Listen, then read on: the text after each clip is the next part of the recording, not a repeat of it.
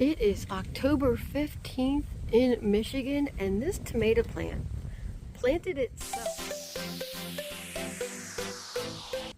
It is October 15th in Michigan, and this tomato plant planted itself. And it kept growing and growing and growing, and I thought, well, I'm never going to get any tomatoes off of it. It's just getting big.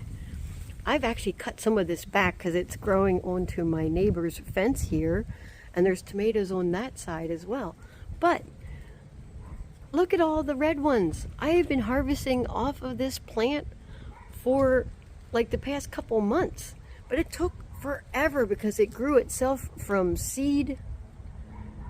It was probably a critter that ate one of my tomatoes, and then the plant got planted here, and I just left it. I could have dug it up when it was little and moved it, and that's probably what I should have done, but it's actually done really well here. I did put a hoop on it to help, hold it up, but now I got to get all of these tomatoes off.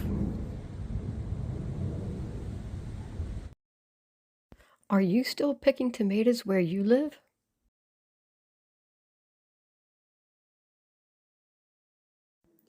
This is today's harvest. Look how many I have. I picked all of these, and the ones that were really split open, I just threw into my flower bed, and maybe they'll take for next year, and I'll have a whole bunch of free tomato plants.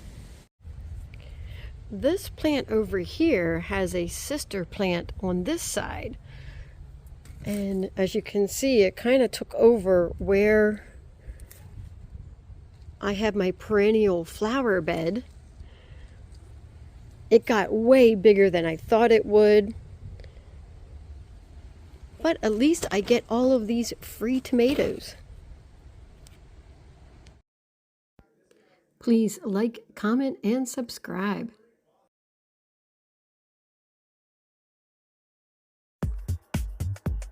Thanks for watching.